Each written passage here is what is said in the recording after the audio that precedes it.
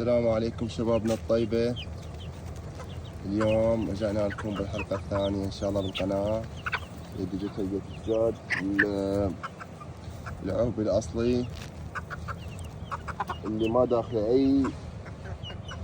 أي نوع تهجين، لا داخله تركي ولا داخله إيراني ولا أي نوع من هاي الفصائل. عراقي عربي أصيل، عراقي سعودي كويتي. خليهن طبعا العلف الأفضل، الأنواع العلف هو هذا العلف شباب، هذا اللي هو البلت، اللي هو يسموه حب الدجاج طبعا، اللي هو العلف اللي تاج وباج الأوائل، الكيلو مالته ب1000 وربع تقريبا. هذا أفضل غذاء لهم مع الفضلات اللي بالبيت، بس تكون ما بها دهن. هذا أفضل غذاء لهم، غذاء كامل يعني لهم.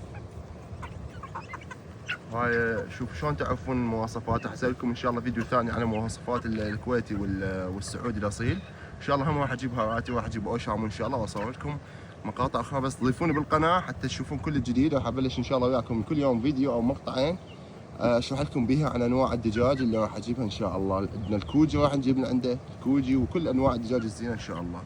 هاي الفيديو الجاي راح يكون عن معرفه الدجاج السعودي والكويتي الاصلي، شلون تعرفه اصلي او مهجن على عرب، والعراقي الاصيل. راح اسوي لكم ان شاء الله فيديوهات عنهن. تابعوني، لا تنسون الاضافه واللايك.